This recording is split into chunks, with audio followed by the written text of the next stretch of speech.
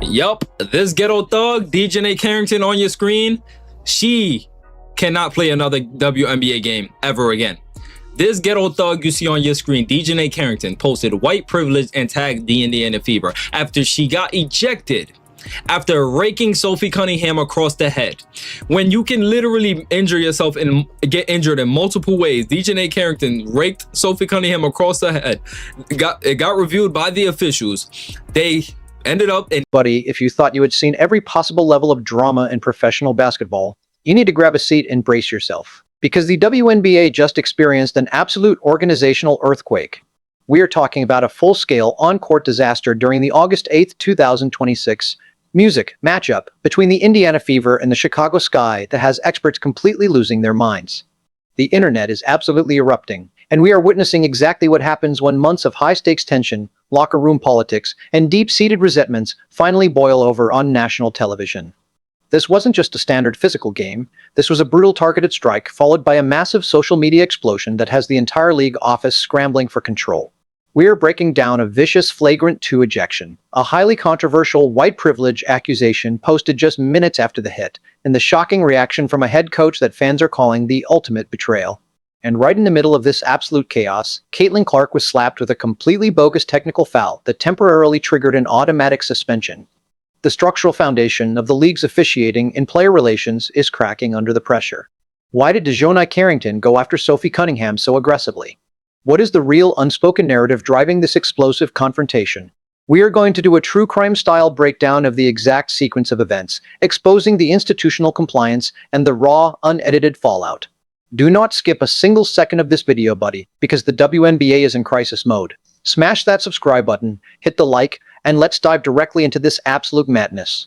To truly understand the sheer magnitude of this unprecedented controversy, we have to look closely at the mechanics of the play that completely broke the internet. The scene was set in the very first quarter of what would eventually be a 90-86 victory for the Indiana Fever. Sophie Cunningham, who is white, secured the ball and was driving hard for a fast break layup. That is... Can I just be real? How many black races are there in the WNBA? Seems like a bunch that just can't stand white folks. Just can't stand white folks. At all. At all. She was ejected from the game. It was a flagrant 2. The refs got it right. Don't worry. They'd fuck that up later. I mean, I can't give them credit. How about this, folks? This is me, yours truly. Follow me on the Twitter, @Rhodes How about this, folks? Quote, white privilege with your blonde hair. Yeah, culturally appropriating Sophie Cunningham's hair? Oh, that's a bad look. I'm just pointing that out. When the Chicago Sky's DJ Carrington, who is black, came charging up from behind Buddy, this was not a standard defensive contest. Carrington closed the gap and delivered a vicious hit directly to Cunningham's head and neck, completely knocking her out of the air and slamming her to the court. Even as the layup managed to go in, the impact was absolutely sickening. But if the establishment thought Cunningham was just going to stay down and take the physical abuse, they were dead wrong. Cunningham popped right back up, immediately charged at Carrington, and shoved her before teammates frantically rushed in to hold her back. The officials rushed to the monitors, and the tape breakdown left absolutely no room for interpretation. The referees explicitly noted that there was clear wind-up, intense impact, and follow-through on the foul. They instantly upgraded the play to a flagrant 2, and Carrington was immediately ejected from the game. But why did this happen?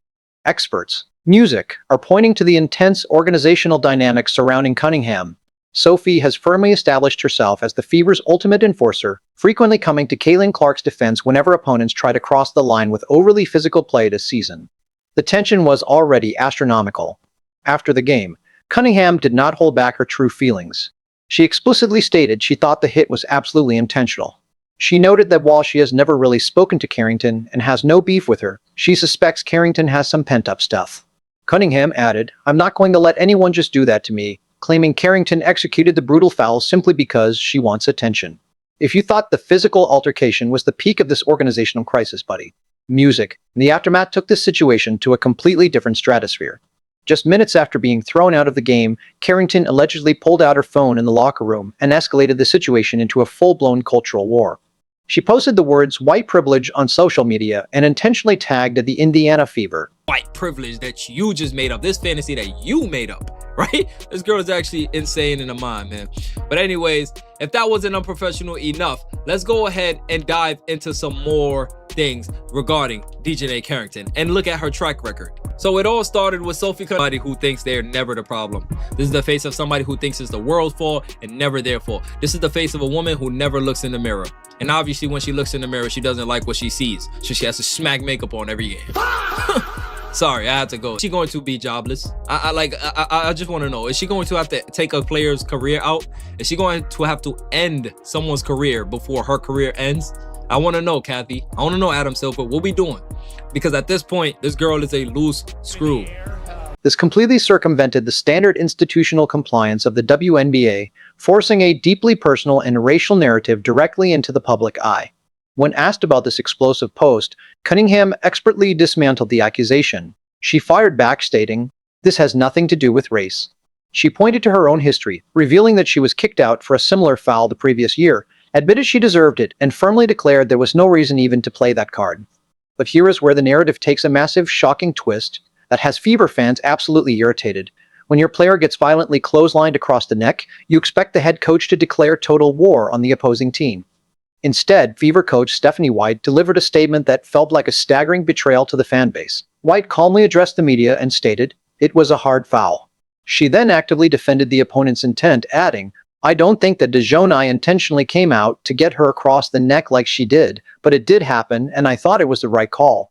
Fans are completely outraged. Music. How can a coach watch a flagrant 2 wind up to the neck and claim it wasn't intentional?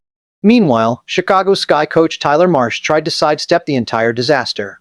He admitted he hadn't seen the replay, but claimed that he thought Carrington was just making a play on the ball and didn't believe it warranted a flagrant 2. When pressed about Carrington's toxic social media post, Marsh deflected, saying he was just hearing about it and that they would handle that internally. The organizational cover-up was in full effect. As if this multi-layered narrative chronicle of chaos couldn't get any worse, the officials seemingly decided to target the face of the league herself. In the third quarter, Caitlin Clark was assessed a completely bogus technical foul. And buddy, this was not just a regular whistle, this was Clark's 8th technical foul of the entire season, a devastating milestone that immediately triggers an automatic 1-game suspension for Indiana's next matchup. The lady has no idea what she's doing. She's in over her head. She's way over her head when it comes to this job. She needs to go back to being head coaches of teams that nobody really gives a damn about. And it's that simple. Take a listen to Stephanie White defending DJ Carrington. This is disgusting. If I'm Sophie Cunningham, I'm pissed. My mouth was bleeding. She tried to take my head off, and you at the podium talking about, oh, you don't think it was on purpose. What? And also there was, for Steph, there was Sophie's flagrant foul from DJ. Just what was your reaction to that? And just your thoughts on what happened? Yeah, I mean, look, it was a hard foul. I don't think that DJ intentionally came out to get her across the neck. Like. What are you talking about? What are you? Just have your team's back, bruh. When do you have your team's back, Stephanie? You're immediately coming in defense of the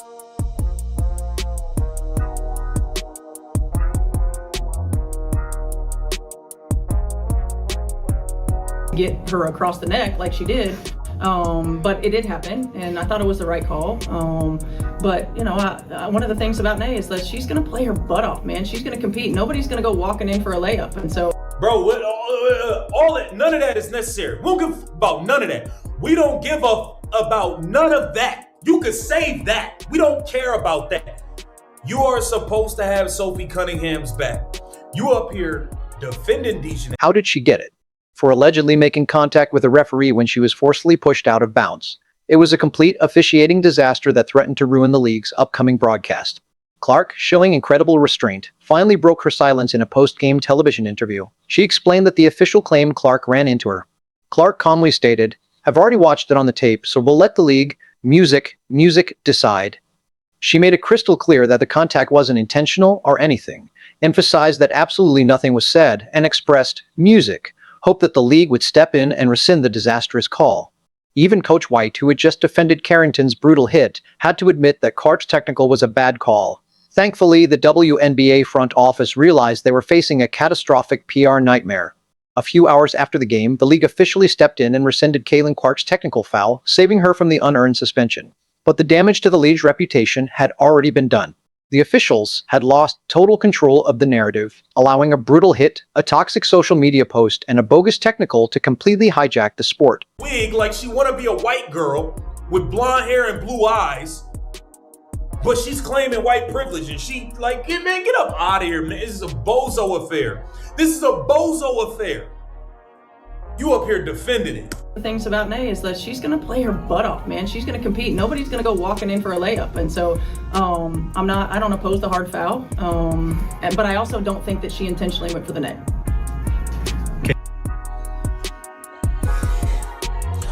This is the lady that is supposed to be representing the team. Okay, you grabbed Sophie right after. What was your view of the play, and of course, why did you choose to do that? I mean, just to protect me. That's it. I got my teammate back always, so just to get out of the way. She said, just to protect Sophie, I got my teammates back. I wish we had a coach that had our back. I wish y'all had a coach that had y'all back. Stephanie White is up here defending this girl. Gotta ask about her response. She went in and she got on social and said white privilege after her getting ejected. Who did this? Dejanay did. Any response to that? No, I don't know anything about that. But no response. Oh, no. Oh, now you don't got nothing to say because you look real fucking stupid right now. You look real fucking stupid right now. Oh, now you don't got nothing to say. You was just bragging about this girl 30 seconds ago. Now you don't got nothing to say. Well, she ran on social media talking about white privilege. Now you quiet. Why you so quiet now? Why you so quiet now, Stephanie? Like, come on, bro. This is what I'm saying. This lady is not fit for leadership.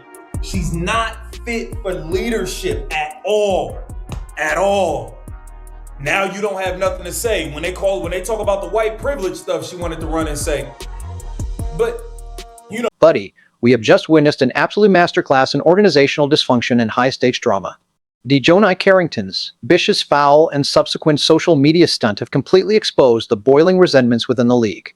Sophie Cunningham stood her ground, expertly shutting down the narrative, while Caitlin Clark survived a targeted officiating disaster to secure the victory. The WNBA is officially on notice.